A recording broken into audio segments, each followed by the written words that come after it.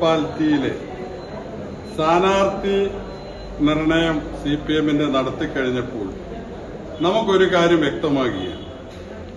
ഈ കഴിഞ്ഞ മാസം റിട്ടയർഡായ ACP രത്നകുമാറിനെ ആ മുനിസിപ്പാലിറ്റിയിൽ മത്സരിപ്പിക്കാൻ വേണ്ടി തീരുമാനിച്ചിരിക്കുന്നു. എനിക്കിതിനെപ്പറ്റി പറയാനുള്ളത് ഉദ്ദിഷ്ട കാര്യത്തിന് ഉപകാരസ്മരണ എന്ന് മാത്രമേ പറയാനുള്ളൂ. കാരണം നമുക്കറിയാം, അദ്ദേഹം ഇവിടെ ACP ആയിരുന്ന സമയത്താണ് കണ്ണൂർ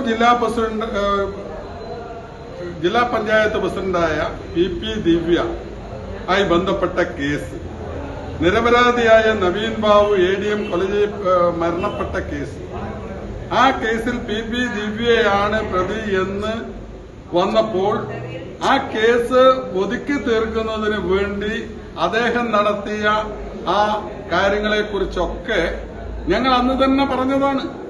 അപ്പോൾ അത് ചെയ്തു കൊടുത്തതിന്റെ അതെല്ലാം നമുക്കറിയാം. അന്ന് നടത്തിയ നാടകങ്ങൾ നമ്മൾ വളരെ വ്യക്തമായി അന്നത്തെ സാഹചര്യങ്ങളെല്ലാം പറഞ്ഞതാണ്.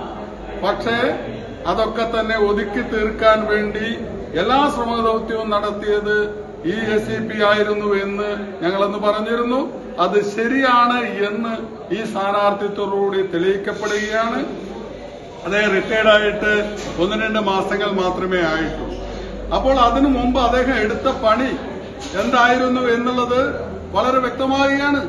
കാരണം ACP 2 മാസം കഴിഞ്ഞപ്പോൾ തന്നെ ഒരു പാർട്ടിയുടെ CPM-ന്റെ സ്ഥാനാർത്ഥിയായി മത്സരിക്കണമെങ്കിൽ, CPM-ന്റെ ഭാരവാഹി സ്ഥാനാർത്ഥിയായി മത്സരിപ്പിക്കണമെങ്കിൽ അദ്ദേഹം നടത്തിയ ആ പാർട്ടിക്ക് വേണ്ടി നടത്തിയ സേവനങ്ങൾ എത്രമാത്രമായിരുന്നു എന്ന് നിങ്ങൾ ആലോചിക്കണം. രാഷ്ട്രീയ പാർട്ടിയിൽ നിൽക്കുന്നതിനേക്കാൾ വലിയ സേവനമാണ് ആ രത്നകുമാർ ACP CPM-ന് വേണ്ടി ചെയ്തിരിക്കുന്നതെന്ന് ഇവിടെ പകൽ പോലെ വ്യക്തമാക്കപ്പെടുകയാണ് എന്നുള്ളതാണ് അത് സംബന്ധിച്ച് എനിക്ക് പറയാനുള്ളത്.